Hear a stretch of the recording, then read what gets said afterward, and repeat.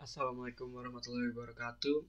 Perkenalkan, saya Muhammad Nafsi Hidayatullah. Kali ini saya akan melakukan pembahasan soal OSNK 2024, soal nomor 37, bagian genetika dan evolusi. Langsung aja kita ke soalnya. Pada mikroevolusi, mutasi merupakan salah satu faktor yang menyebabkan berubahnya frekuensi alel dalam populasi, terutama jika terjadi pada sel gametogonium atau turunannya. Secara umum, mutasi terjadi secara acak, tetapi dalam perkembangannya terdapat bagian-bagian tertentu dari genom ataupun gen yang menjadi daerah mutation hotspot. Daerah ini tercatat memiliki variasi yang tinggi pada populasi dibandingkan daerah lain. Berkaitan dengan itu, Erlangga mengamati peta mutasi gen ADH atau gen pengoda enzim alkohol dehidrogenase dari populasi Drosophila melanogaster normal yang ia temui di laboratorium sekolahnya. Berikut adalah hasil yang ia peroleh. Keterangan, yaitu sequence gen di atas tidak ditampilkan secara lengkap, hanya 4 ekson dan intron awal yang ditampilkan. Jadi kita di sini bisa lihat yang berwarna oranye itu menandakan substitusi dan yang berwarna merah itu menandakan insersi. Terus ini ada delesi juga. Langsung ke pernyataannya yang A, mutasi yang terjadi pada sel somatik umumnya akan langsung tereliminasi dari populasi yang menggunakan reproduksi seksual. B, dari banyak mutasi di atas, mutasi pada ekson bersifat lebih merugikan dibandingkan mutasi pada intron. C, daerah mutation hotspot kemungkinan memiliki fungsi penting dari gen tersebut. D, Anda menemukan 10 titik mutasi pada gen X dari suatu populasi. Jika setiap kombinasi mutasi dianggap alel berbeda, maksimal terdapat 1024 alel dari gen X pada populasi tersebut. Kita bahas pernyataan yang A. Pertama kita bahas mutasi. Mutasi kalau di sini itu kita bagi menjadi dua, yaitu somatik yang terjadi di sel tubuh dan gametik yang terjadi di sel gamet. Kalau mutasi di sel tubuh itu kurang lebih grafiknya kayak gini. Jadi terjadinya ini bisa di awal pas embrio. Ini misal kita punya embrio dan terjadi mutasi di sel ini. Nah, pas kita dewasa, bagian yang akan terefek mutasi tersebut adalah bagian yang berasal dari sel-sel yang awalnya termutasi. Jadi ini awalnya di sini dan pas udah dewasa bakal pindah ke sekitar daerah bahu situ. Nah, tapi tidak ada gamet yang membawa mutasinya karena mutasinya tidak terjadi pada sel gamet. Jadi bisa kita simpulkan bahwa mutasi ini tidak diturunkan ke keturunan. Sedangkan kalau yang gametik, ini misal aja kita anggap ibunya memiliki sel telur yang normal, sedangkan ayahnya memiliki sel sperma yang bermutasi. Terus, jadi ini rumusnya 2N, N yang dari ayah memiliki mutasi, sedangkan N yang dari ibu adalah gen yang normal. N ini maksudnya set dari kromosomnya. Nah, jadi ini embrionya. Embrionya kita bisa lihat semuanya itu terdampak mutasinya. Kenapa? Karena semuanya memiliki satu set kromosom yang memiliki mutasinya. Jadi pas organismenya udah dewasa, seluruh dari organismenya itu dia membawa mutasinya. Nah, akibatnya separuh dari gametnya membawa mutasi. Karena apa separuh? Karena kita masih punya belahan yang normal. Sedangkan belahan satunya mutasi. Jadi separuh dari gennya mutasi. Tapi meskipun separuh normal, separuh mutasi, bukan berarti sel tubuhnya bakal separuh normal, separuh mutasi. Semua sel tubuhnya tetap membawa kromosom yang awalnya termutasi oleh sperma dari ayahnya itu. Nah, kalau kayak gini bisa kita simpulkan bahwa mutasi diturunkan ke keturunan. Karena ini kalau kita kalau nanti individu ini memiliki anak dan anaknya kebetulan mendapatkan sperma yang membawa mutasi, nanti hal ini bisa terulang. Nah, akibatnya pernyataan ini benar karena mutasi pada sel yang somatik itu tentu bakal langsung tereliminasi dari populasi, terutama yang menggunakan reproduksi seksual ya. Kenapa? Karena mutasi dari sel somatik itu tidak diturunkan ke keturunan.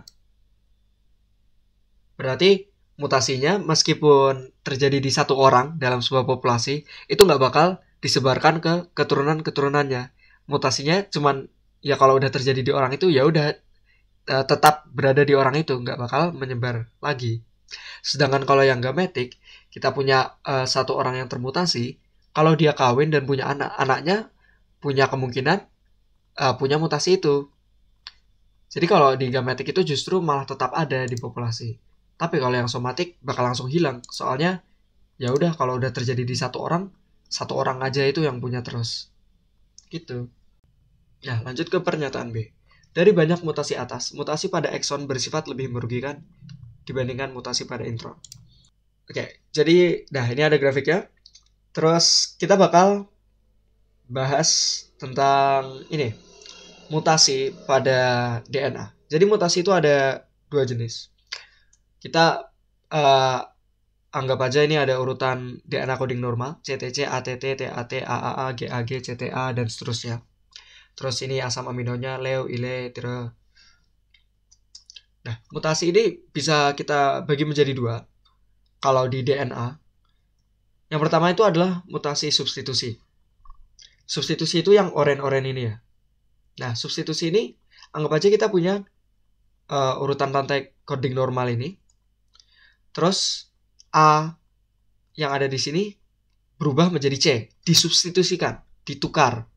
Jadi yang harusnya AAA malah jadi AAC. Nah, ini bisa menyebabkan perubahan asam amino. Kalau mutasinya kayak gini, namanya mutasi jenis missense. Tapi juga bisa ini tidak mengubah sama sekali, itu juga bisa. Tapi di sini contohnya ini mengubah asam aminonya. Nah, jadi kalau ini terjadi di ekson, itu bakal merubah protein yang dibuat. Sedangkan kalau terjadi di intron, ini nggak bakal mengaruh apa-apa kepada proteinnya. Soalnya intron tidak digunakan untuk membentuk proteinnya. Nah, terus yang kedua adalah insersi atau delesi.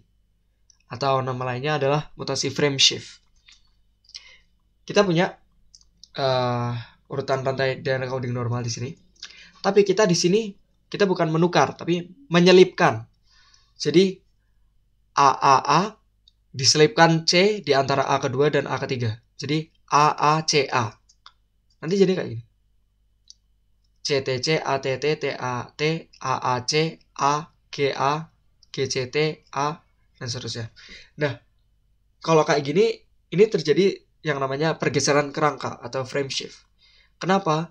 Karena DNA itu kan dibaca dengan 3 basa nitrogen, 3 basa nitrogen, 3 basa nitrogen kan, kodon. Jadi kita punya kodon buat leusin ini, CTC contohnya. Atau lisin ini, CAAA. Nah, kalau kita kasih C diselipkan di antara A sini, nanti bakal tergeser semuanya. Yang A yang awalnya harusnya di sini, tergeser ke sini. Akibatnya, pembacaannya itu bakal tetap 333, tapi yang asam amino yang berubah bukan cuma yang asam amino yang ini ya saja, tapi yang lain-lainnya juga. Nih, kita bisa lihat yang awalnya jadi GAG, kita kedapatan A dari sini, jadi AGA, malah berubah asam amino jadi arginin. Terus yang sini juga CTA jadi GCT, kedapatan G dari yang sini, jadi alanin. Dan A yang dari CTA ini pindah ke kodon berikutnya. Nah, konsekuensinya apa? Kalau ini terjadi di ekson maupun intron, ini tetap menyebabkan frame shift. Anggap aja terjadi di panah merah ini. Nanti asam amino, nanti urutan basa nitrogennya dan kodon-kodonnya bakal tergeser kayak di sini.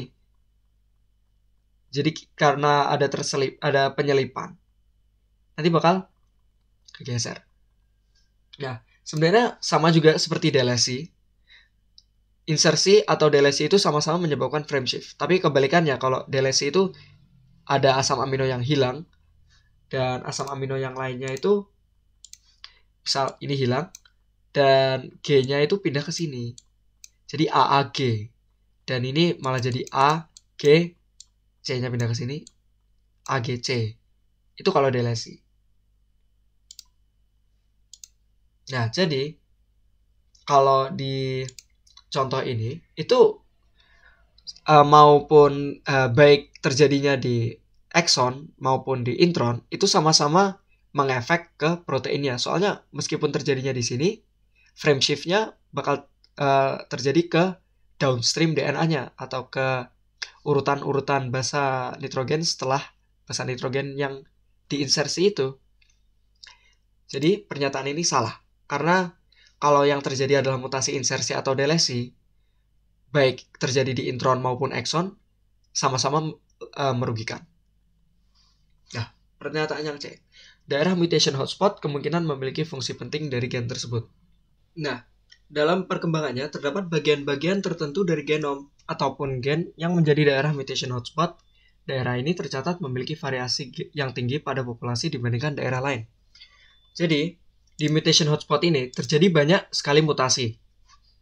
Nah, jika terjadi banyak sekali mutasi, berarti ini sebenarnya kita bisa bilang kalau gen ini tidak begitu penting. Kenapa? Karena terjadi banyak mutasi. Nah, sebenarnya artinya apa sih? Kalau terjadi banyak mutasi dan mutasinya itu terjadi dari populasi yang normal yang ditemukan, itu berarti jika terjadi mutasi ini tuh hewannya tuh masih hidup. Kayak jika kita punya lalat yang terjadi substitusi di sini atau yang tidak terjadi substitusi di sini, itu lalatnya tetap hidup dan lalatnya tetap bereproduksi menghasilkan keturunan. Nah, sedangkan kalau mutasinya terjadi di daerah yang lebih penting, seperti yang dinyatakan di sini kan, fungsi penting, justru nggak bakal hidup. Kenapa? Kita bisa membayangkannya kayak gini. Kalau sebuah manusia itu punya gen yang mengkode, yang simpel aja deh, gen yang mengkode pembentukan jantung. Itu kan berarti gennya penting. Kalau gen yang mengkode jantung itu terjadi mutasi banyak-banyak kan, ini mutation hotspot kan, berarti terjadi mutasi secara banyak di populasi, itu justru jantungnya malah bakal aneh dong. Kalau terjadi banyak mutasi bakal terjadi banyak insersi, ini bahkan ada substitusi di sini juga kan, berarti barangkali ada asam amino yang berubah, terus apalagi ada insersi juga. Jadi kita justru mutation hotspot ini daerahnya malah nggak begitu penting. Soalnya kalau meskipun daerah itu berubah, fungsinya masih sama, fungsinya masih bisa dijalankan. Begitu. Jadi pernyataan ini salah. Karena daerah mutation hotspot itu justru kemungkinan tidak memiliki fungsi yang begitu penting. Makanya bisa berubah-berubah. Kalau daerahnya penting, berubah-berubah malah kacau dong. Kayak kita lanjut aja. Anda menemukan 10 titik mutasi pada gen X dari suatu populasi. Jika setiap kombinasi mutasi dianggap alel berbeda, maksimal terdapat 1024 alel dari gen X pada populasi tersebut. Nah, ini maksudnya gimana? Kita bisa menganggap pernyataan ini itu pakai 0 dan 1. Jadi, anggap aja terjadi satu mutasi, bukan 10. Ini kita anggap satu aja. Berarti kan bisa alelnya itu ada mutasi atau tidak ada mutasi. Yang tidak ada mutasi kita lambangkan 0. Jadi mutasi tidak terjadi. Dan 1 itu mutasinya terjadi. Jadi alel totalnya kalau ada satu mutasi itu ya ada 2, karena bisa ada mutasi atau bisa tidak ada mutasi. 0, 1. Nah, terus gimana kalau terjadi 2 mutasi? Kalau terjadi 2 mutasi, nanti mutasinya bakal 00, 01, 10, 11. Kenapa?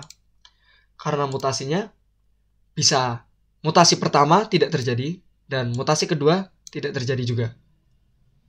Terus bisa mutasi pertama tidak terjadi tapi mutasi kedua terjadi. Atau mutasi pertama terjadi, mutasi kedua tidak terjadi, atau dua-duanya terjadi. Jadi totalnya ada 4 alel. Nah, kalau 3 gimana? Kalau 3 ya lebih banyak lagi. 000, 001, 010, dan seterusnya. Nah, kita di sini bisa ngelihat pola. Kalau satu mutasi itu ada 2. 2 mutasi itu ada 4. 3 mutasi itu ada 8. Ini polanya sangat mirip dengan 2 pangkat N, di mana N itu adalah jumlah mutasinya. Ini kita bisa lihat di sini.